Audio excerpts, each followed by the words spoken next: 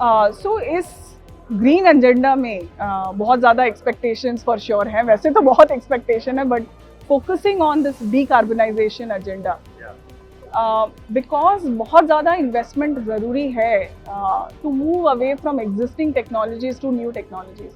बहुत ज़रूरी है कि इंसेंटिव्स आएँ. गवर्नमेंट ने PLI इंट्रोड्यूस किया है, मैं इसका स्वागत करती हूँ. आई थिंक वो बहुत ही ज़रूरी था और वो आ गया है.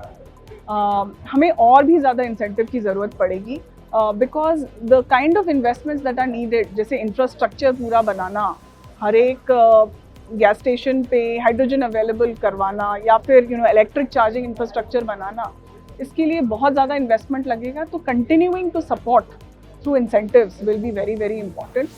सेकेंड, ये एक्सपोर्ट वाला जो अपॉर्चुनिटी इंडिया के पास है, ये शायद पहले कभी नहीं था जितना अभी है. तो किस तरह से एक्सपोर्ट प्रमोशन को और ज़्यादा बढ़ाया जाए, ये ग्रीन टेक्नोलॉजी रिलेटेड एक्सपोर्ट और other exports as well.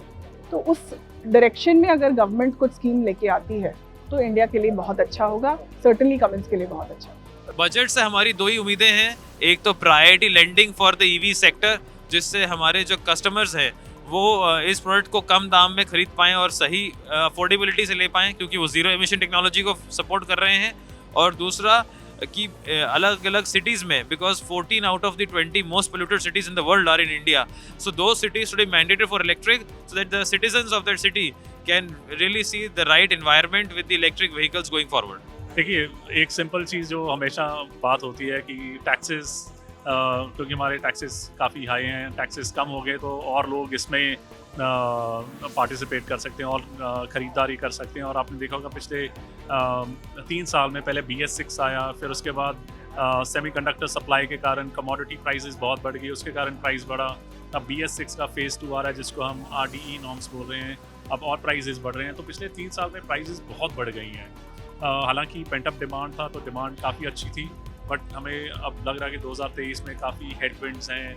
Inflation high है, इंटरेस्ट कॉस्ट हाई है, और ग्लोबली भी इकोनॉमी इतना अच्छा नहीं कर रही है. तो अगर इस टाइम पे अगर टैक्सेस में कुछ बेनिफिट मिल सकता है तो वो एक ऑटोमोटिव इंडस्ट्री के लिए बहुत बढ़िया हो सकता है, क्योंकि ऑटोमोटिव इंडस्ट्री तकरीबन 50% कंट्रीब्यूट करती है मैन्युफैक्चरिंग को और ऑलमोस्ट 7 to 8% करती है ओवरऑल इकोनॉमी को.